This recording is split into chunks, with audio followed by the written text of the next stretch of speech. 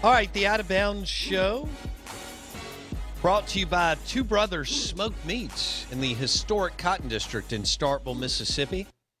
That's the place to go when you're in Stark Vegas for the games. Street tacos, wings, drinks, brand new building.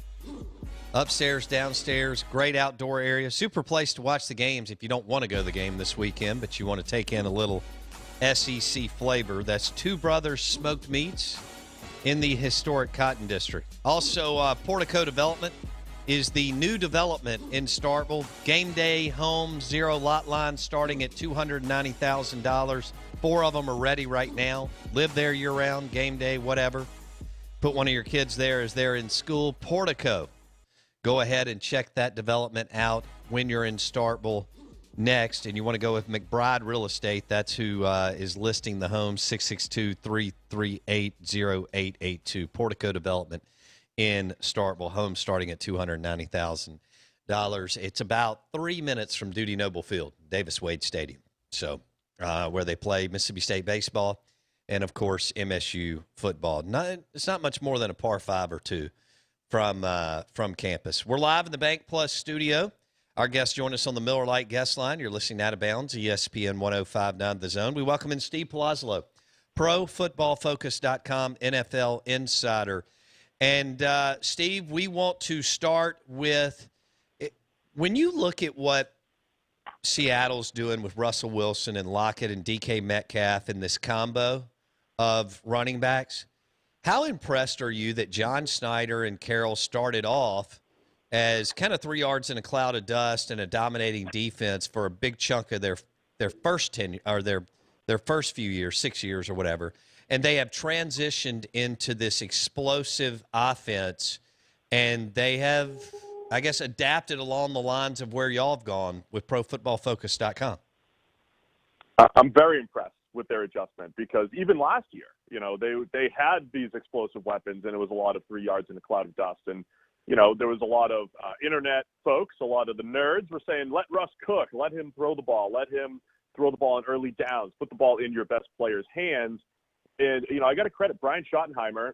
All the Schottenheimer family likes nothing better than 3 yards in a cloud of dust. Run the ball, stop the run, play good defense. Pete Carroll, same thing. But they have adjusted, and Schottenheimer's done a great job of saying, you know what, we might go empty 5 wide on first down. We're going to run more play action. We're going to throw the ball on first and second down, put the ball in Russ's hands instead of just, 3rd and 8 after 3rd and 8, hoping that he could bail us out. So I thought it was a great move by Seattle. I'm fascinated by this weekend going up against Buffalo, one of the worst run defenses in the league. I'm always wondering if they ever revert back. Do they go into games at Buffalo or when there's bad weather, and when do they go back to what they love, which is running the ball and controlling the football? This week could be it. But until this point, they've done a great job putting the ball in Russ's hands, and they're seeing the benefits because that's why, he's the MVP favorite because of it. So where do y'all land? Where does ProFootballFocus.com land when it comes to running the numbers in January? And what I mean by that, Steve, is when things get cold in some parts of the country and the officials start to allow the DBs to get more physical, do y'all to get there and get the right seating, I understand you need to be explosive, okay? And not that you need to totally take your foot off the gas, but how do y'all look at it mid-January, late January, as far as weather and the way the game is called and how it kind of shifts in the playoffs? Yeah, I think it might take a little bit away from the pass game. Plus, you're generally facing better defenses. But I think ultimately it's still the same game, and it's pass the ball and stop the pass. So okay. Even though last year it was Kansas City, and yeah, their defense had played better and all that stuff, but it still came down to, hey, Mahomes has to make some plays down the stretch, and he did it. Previous years with the Patriots being a pass-first team with Brady, I'm not saying every game is like that, but the 3 Super Bowls that New England won, the last 3 since 2014. Those were pass-heavy teams that threw the ball really well during the playoffs, right? So it's not a massive shift. Even when the pass game, is a little bit less efficient down the stretch, it's still more efficient than the run game. I think ultimately it comes down to this. I look at balance on offense, and I say, can you throw the ball short, Can you throw it at the intermediate level? Can you throw it deep? And then can you run the ball? So it's kind of like 4 broad parts. So running the ball is like a quarter of that. And yes, if teams are giving you a 6-man box, which is light, they give you the right numbers, you'd love to average 7 yards a pop, and you take that. That's what I think balance on offense is. So I think the best teams are able to win in multiple ways, but the majority of it is still through the pass game. Okay. Well, with Lockett and Metcalf, can you explain how they make each other better? Because they're both so dangerous. Yeah, I mean, I look at just the last 2 weeks, and I think it sums it up pretty well. When you're going up against an Arizona Cardinals team where their corners are Patrick Peterson and Dre Kirkpatrick, they're 6'1", 6'2", bigger bodies. They match up a little better against a guy like DK, right? So in that game, Tyler Lockett goes off for 13 catches, and he's making ridiculous plays because he's a little bit shorter, a little bit better route runner than DK, different style player who works better against some of those bigger corners. And then you go up against the 49ers. Emmanuel Mosley's a corner. He's got some pretty good size, but you had Jason Verrett, a little bit smaller on the other side, just a different style. So it felt like more of a DK game going in, and he goes off and has a monster game. So, again, I just think good offenses have answers. They just have answers to everything. So Lockett is an answer for certain types of defenses. DK is an answer for other types of defenses. And regardless, they're both awesome anyway. It's not like in any given week you're going to say, hey, I'm not going to throw the ball to one of these guys. But, DK's deep ability to stretch the field, win down the field, Lockett's ability to win at the catch point, they do complement each other really well. And then when you get those individual matchup games, that's where you see sometimes, they could have 10, 12, 13 catches and really go off in a given week. Why do you think Steve Palazzolo, NFL insider, ProFootballFocus.com on 105.9 The Zone. You can watch the show right now on YouTube. Search Out of Bounds Sports. Why? Okay, Laquan Treadwell didn't work out in the NFL, but he was a great college player and made big plays against elite defenses.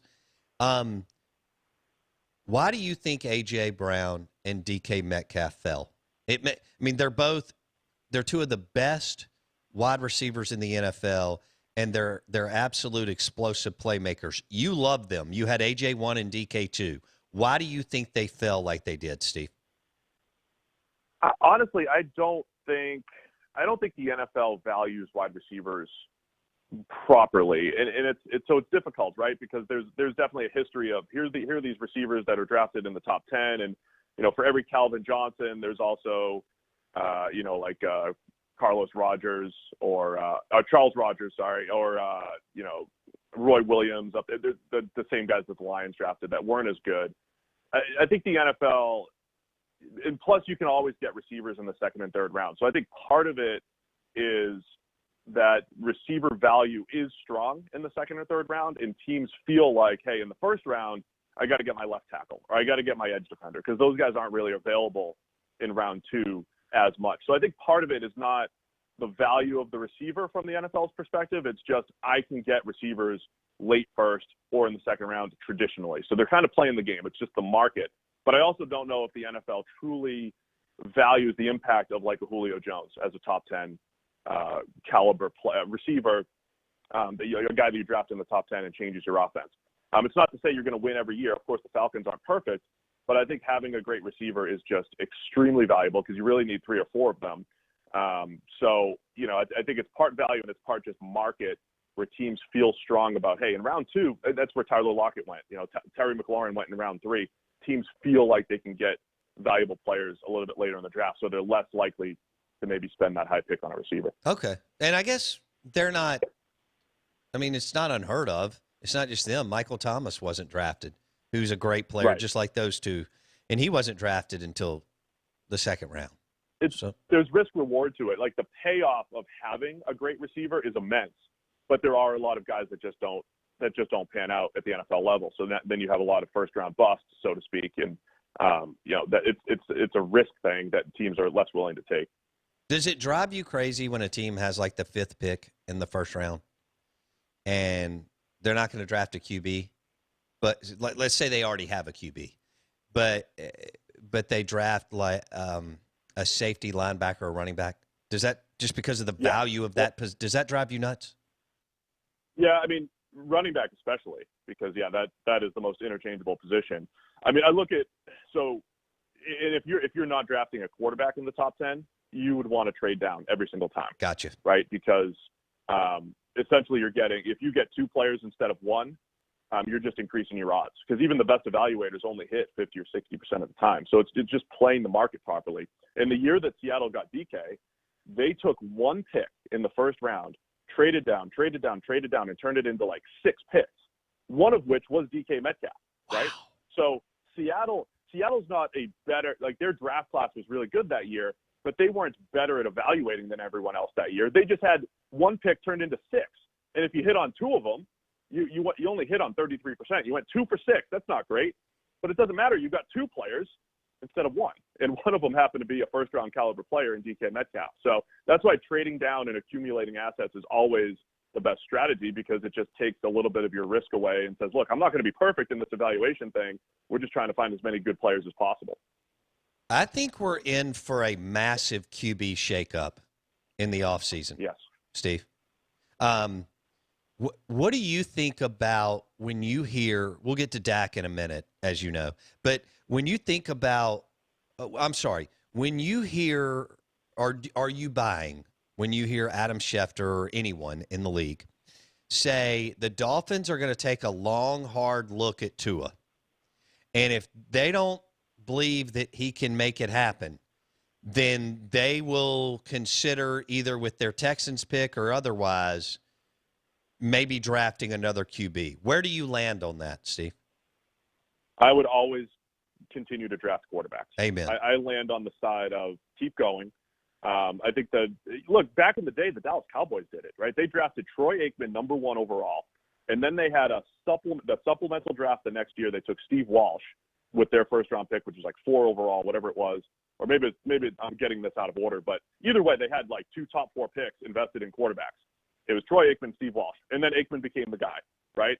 So from a team-building standpoint, teams trade up to get quarterbacks all the time, and they give up a future first and a second, and you give up 3 picks to go get 1.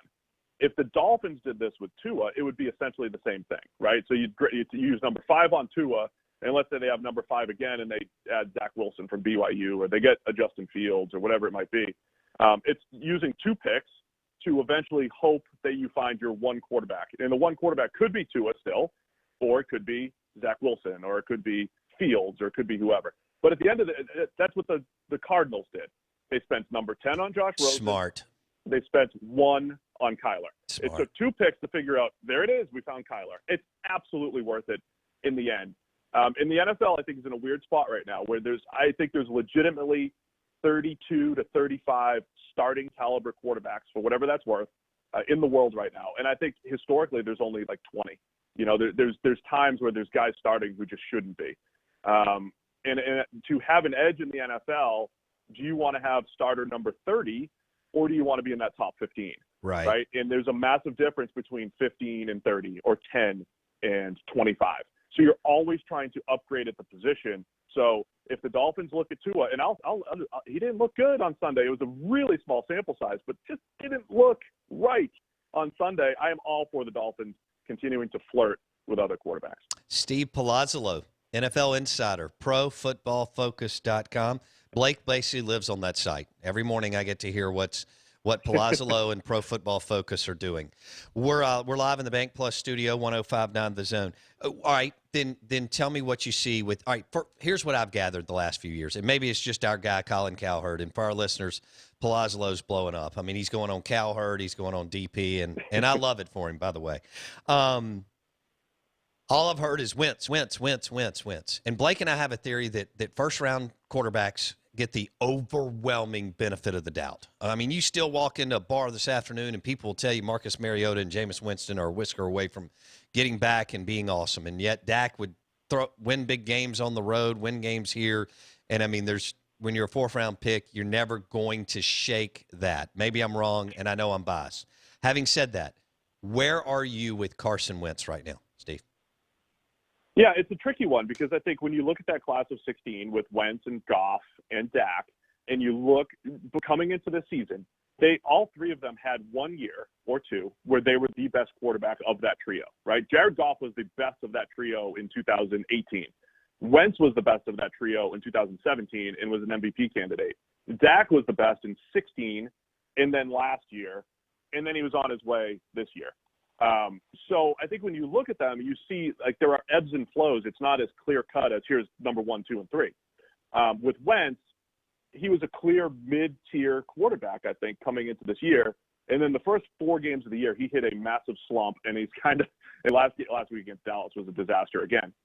So it's really tough to figure out what to make of it because the way he's playing right now is not in line with the rest of his career baseline. Okay. So you either say, look, he's completely lost it, or he's very volatile. And I think a lot of the big-armed, arm talent type of guys can be volatile. Okay, see, to me, that's why Dak gets the edge. Because Dak's got more balance between the ears. I'm not saying Carson is not phenomenal athletically. He's got a big arm. He can throw it through the Philly weather and the Giants weather and the Reds, all that stuff. And I think the young man's really talented. But, man, Steve, so much of this is do you have the mettle and resolve and moxie? And I just think Dak trumps Wentz in that category. And so I agree with that, and I think the more information we have, I think Dak is rising to the top among those 3 guys, say the class of 16. At the same time, let's not. I always try to bring you guys back down to earth a little bit. Sure. In 2017 and 18, Dak was barely a top 20 quarterback by our grades, right? And then he has 2 years in the top 10, right? So he's had ebbs and flows of his career. Now, not as extreme as what we're seeing from Wentz. Goff has had extreme bouts of poor play. I would say you give Dak the edge in consistency, but you also have Goff's high end has been awesome. Wentz's high end has been awesome. Dak's high end has been he's been good too. He's got a good high end as well, but more consistent. So all I'm saying is there are ebbs and flows to all of these guys, whereas a guy like Russell Wilson has had fewer of those ebbs and flows. Brady, Brees, like the real top guys through the years have not had that type of fluctuation. As much as, the Wentzes and Goffs and Daks of the world. But I agree. Dak is rising to the top of just that trio from 2016. Okay. Blake, Steve Palazzolo, you got a question for Steve Palazzolo. Yeah, the NFC East, clearly the best division in high school football. Well said. Yeah, thank you. Washington looks like they are off Dwayne Haskins. They're going to have to get a quarterback. There's questions surrounding, I guess, the Giants' decision with Daniel Jones, or as who you mentioned, I think you had a nickname for him, Daniel Foles, over the weekend, which I thought was kind of that was funny, interesting, yeah. And then obviously Dak, he's not under contract. I think there's some homerism for Jerry Jones, and he will end up getting him. But we could have 3 new quarterbacks in the NFC East, not knowing what Wentz's future is. There could be 4. What is the quarterback landscape moving forward, and does the uncertainty around the division make Jerry Jones want to get back to the certainty of what Dak Prescott brings intangibly to your locker room? I think that part of it is key, right? I am curious if Dallas ends up with a top 5 pick, though, if they start flirting as well. I do lean that way. Like, do they actually flirt with Justin Fields or Zach Wilson? But I think the certainty of Dak is valuable. We've talked about that before. So I think that is definitely the case. The fact that the Washington football team moved on already from Dwayne Haskins, new regime, but they moved on quickly. The Giants could be moving on because if they have a chance at Trevor Lawrence or Justin Fields, you have to take it. Even if Daniel Jones has been way better than I think the numbers have showed, but he is a Nick Foles type of clone, which is there'll be some really good stuff, there'll be some really ugly stuff, and if you get all the good stuff in a short period of time, you make like a nice little Super Bowl run like Nick Foles did. But that's just a really risky way to play. It's actually a lot like how Eli played throughout his career, not to completely compare Eli and Daniel Jones, but there are some similarities there. So I think the Giants are definitely going to be in the market. Washington's obviously going to be in the market. Philadelphia has a really interesting decision to make if they think that this is truly a slump from Carson Wentz or if they're going to be tied to him. But again, they just bring in Jalen Hurts. I think you just keep flirting because you never know when you stumble into a Dak. You never know when you stumble into a 4th-round pick that's going to become a legitimate starter. So, yeah, there's going to be some serious turnover in the NFC East and the rest of the NFL, I think, this offseason. What direction do you think the Saints and Sean Payton go after this year at the quarterback position? Do you guys believe Brees is definitely done? Like, he's done, Yes. right? Yes. Okay. Agreed. And they have I think he'll be with NBC with your boss. Yes. He'll be the understudy to Chris, right? Right. I think so. I think they're gonna take a couple shots. I think they might actually give Taysom Hill a shot. I think they might try to bring in a Sam Darnold. I think it's going to be bring in a whole bunch of options and figure it out. I mean, they have this baseline of Sean Payton as a play caller. The playmakers that they've accumulated down there, trying to keep those guys as much as possible. But I think it's going to be because they won't have a high draft pick. So you grab one guy in the draft at some point, you bring in a guy like Sam Darnold as a reclamation project, and you keep Taysom Hill around and have them compete. I think ultimately that's where the Saints are going to look. Most intriguing quarterback matchup for you this weekend? I'll go Josh Allen and Russell Wilson. Okay. You go to both. I mean, it's Brady Brees, of course. I mean, that's the real answer. But Russell Wilson, Josh Allen, because Allen has to bounce back a little bit from where he's played the last couple of weeks, and he's got a good defense to do it against. But let's talk Brady Brees. This is huge. It's the whole division. It's Brees on the road again, outdoors. Brees was pretty bad last week, and I know it was howling winds in Chicago, but he got away with some really bad passes, and it was a lot of dink and dunk and everything. I think Tampa Bay is equipped to shut down that Saints offense if Brees can't throw the ball beyond 10 yards. So there's a lot of pressure on him, I think, to start producing a little bit more, especially outdoors at Tampa Bay, and then seeing if Brady can keep it going because he's been playing at such a high level the last few weeks. I think it's huge. The top two quarterbacks of the era right now with Rodgers, you don't get to see it too often. And I've only got a minute or so. Do you think the Falcons will move off Matt Ryan? I mean, I don't even know how that contract is structured. I mean, he's good. He's just not great, but he's had some good years. They have to keep him for another year. Okay. He's one of those guys. I think he's been a tier 2 quarterback. He can play at a high level. I think he's dropped down a touch the last couple of weeks, and he's kind of in that middle tier. If everything's perfect, he can still produce. But they have to start looking to the future as well. So I think they'll grab a guy, they'll flirt as well, and groom somebody behind Ryan who probably has one more year in Atlanta as they transition. Cool. But you're not selling yet on Carson Wentz. You need to see a little bit more before you move off of him, right? It's really tough. It's really tough because I'm not the GM in Philadelphia, right? And if I'm the GM in Philadelphia, do I want to tie my job to Wentz? Not really. And so I would always be looking for the next guy. But from an outside perspective, you're talking about, like a top 15 caliber quarterback that you're looking for. Like, he's in that top 15 generally. He's not now at the very moment, but he's capable. So I'm not completely ready to sell Wentz. Have a great week, my man. Take care. All right. Thank you, guys. Appreciate it. Steve Palazzolo, ProFootballFocus.com on the Miller Lite guest line. Thanks for listening to the Out of Bounds show. Don't forget, we are doing our big charity event party next Thursday. Yes, the Masters will start on Thursday. It's at the Reed House at Live Oaks. Beautiful, beautiful venue. Outdoor, indoor, plenty of space, plenty of social distancing. It's for Extra Table. They're fighting hunger in Mississippi, especially with over 125,000 children that are fighting hunger. All right, so it's benefiting Extra Table, presented by Tito's Vodka. Buy your tickets today at bowbounds.com. We want to see you a week from today at the Reed House at Live Oaks for the Out of Bounds Fall Classic. Go to bowbounds.com.